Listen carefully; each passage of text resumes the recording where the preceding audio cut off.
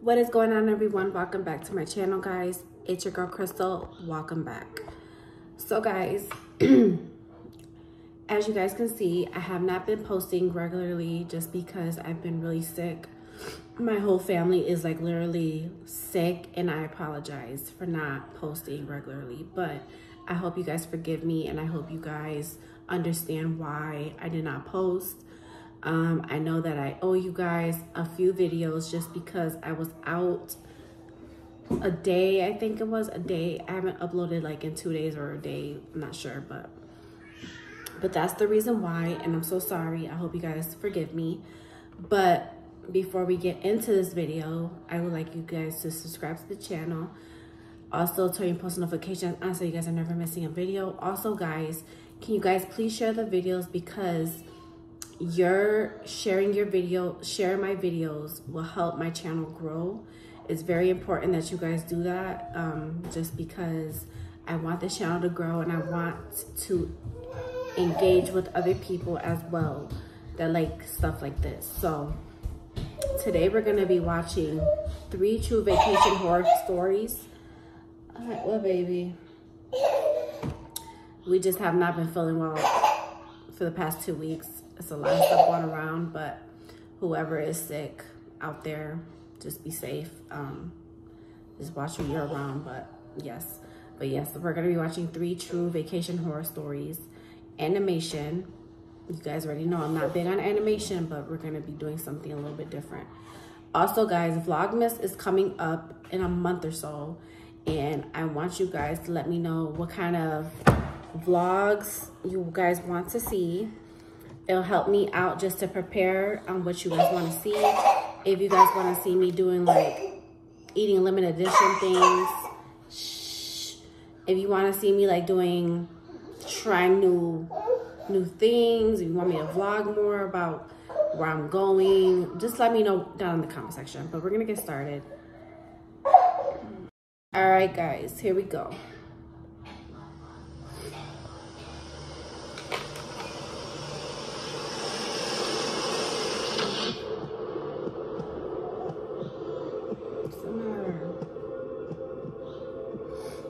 My family's pretty big on camping during the warm summer months, or at least my dad is. I'm 16 now, but when I was a lot younger, my parents split up. I lived with my mom during the school semesters, and my dad during summer break. And when I'm living with my dad, we would constantly be going on different camping trips around the state as sort of mini summer vacations. We go tent camping, and despite almost never having any phone service or any contact with the outside world, we both loved it. It always gave us a good opportunity to bond with each other and overall have a good time. Every time we went, my dad and I would always put in the research to try to find a new spot to go. We didn't really ever like going to the same place twice, although we did make one exception to this rule. A few years back, we found this one campsite with a really nice lake and beach. It had some really hard to pronounce name. I can't remember exactly what it was, but ever since we discovered it, every year we've gone to that exact place at least once. It was beautiful. And even better yet, not very well known to the public. Though, even still, there were always a decent amount of other campers there every time we arrived. Most of them had children or teenagers, so it wasn't a wild party scene. It pretty much got its reputation as an informal family holiday spot. There was even a small building with toilets and showers installed nearby, even though it was practically in the middle of nowhere. Something I probably should have mentioned by now is that just a few days or so before my dad and I were going to go to this exact spot and spend the weekend camping, he actually adopted 2 German Shepherd dogs. I mean, it was so recent that he hadn't even come up with names for them yet. But regardless, we figured we would take them with us on our trip. They were really well trained, and the instant my dad got them, you could tell they took a liking to him right away. So, it was me, my dad, and his 2 dogs. I remember this time in particular, we left later than usual. Late enough to where by the time we had actually arrived, the sun had pretty much already set. Definitely not a good time to have to build a tent. When we pulled into the site, we'd expected to arrive to other campers already set up and lighting up the forest with different campfires. But no, we were surprised to find out we were the only ones there. We had never been the only ones there. This place always had at least a few other campers. I mean, it was especially odd considering it was the middle of the summer, and the weather had been and was expected to be really nice. Needless to say, this put us on edge. but we tried to ignore it and started taking stuff out of the car to build our tent. Building that tent was difficult to say the least, only because at that point it was pitch black outside, and if you've ever tried to set up a tent in the dark, you know I'm not lying when I tell you it was hard.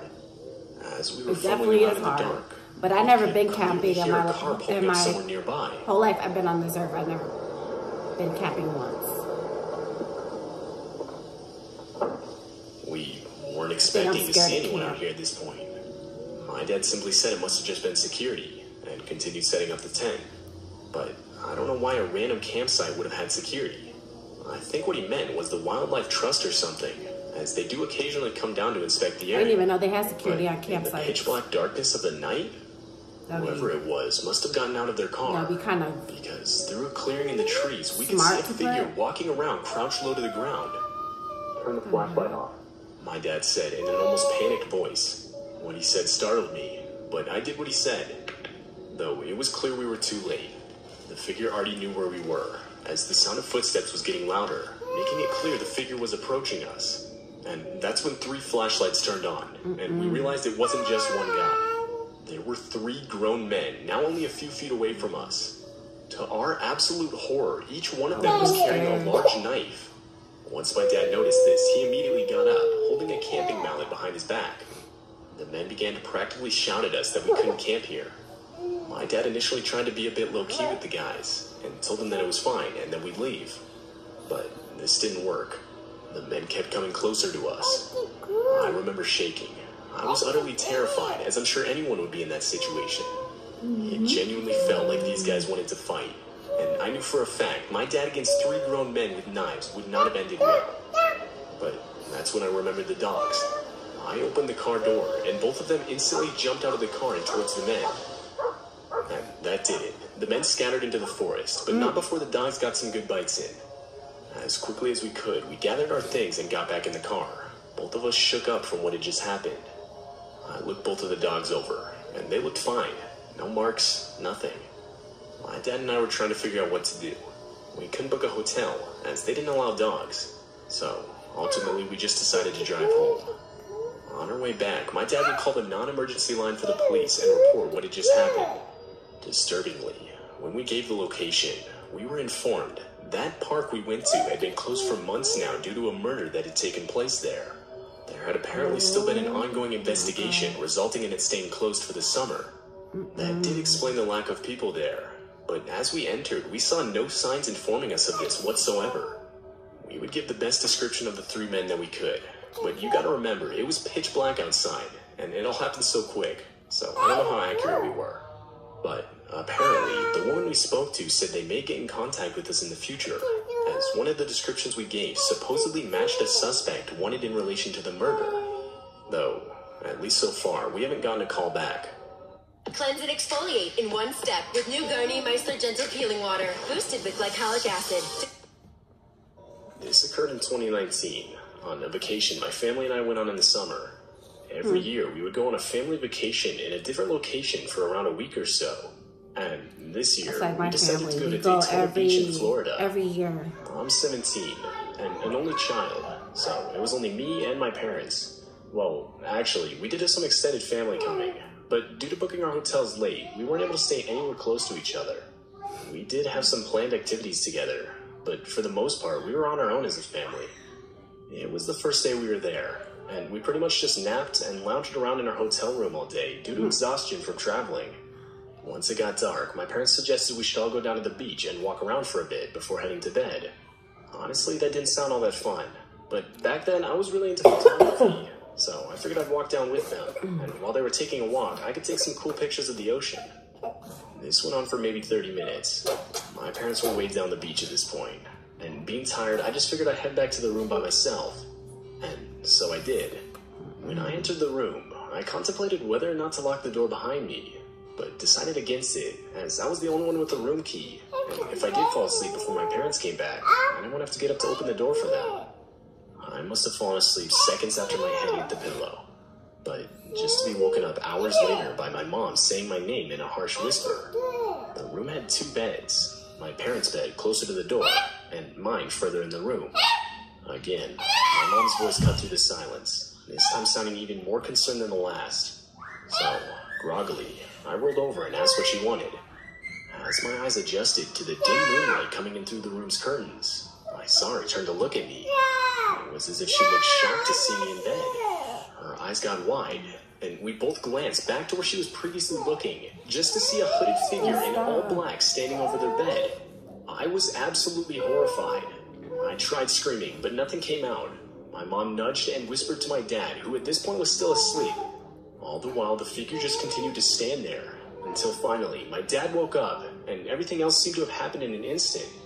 Suddenly, the figure booked it outside, followed not far behind by my dad. My mom was now screaming bloody murder. I tried to follow my dad, but lost him before even making it to the hotel exit. My mom would call the police, and shortly after, my dad would return having been outran by the figure. It turns out a couple other guests of that hotel had experienced something very similar that night, and even one of the workers there had reported to have seen a man testing multiple room doors to see if they were locked. What we figured must have happened is somewhere between me arriving to the room and my parents arriving, this man must have let himself in. I mean, it made sense. I left the room unlocked for my parents, and was completely out of it asleep on my bed.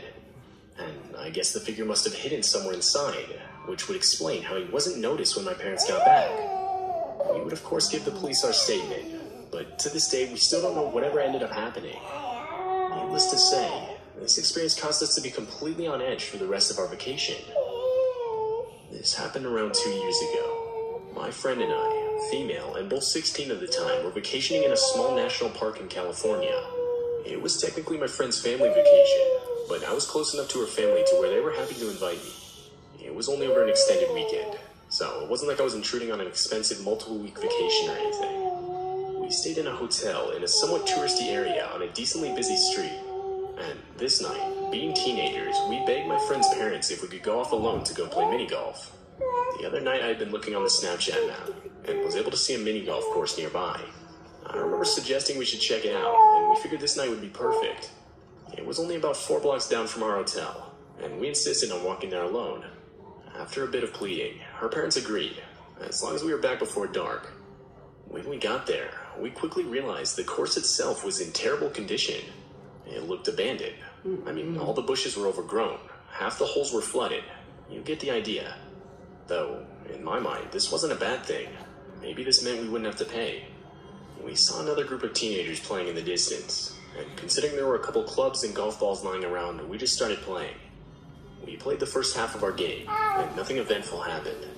But that's when we noticed a man, probably in his mid-20s or early 30s, just following us around the course. The group of teenagers that had been there had left at this point, meaning it was just me and my friend alone with this dude.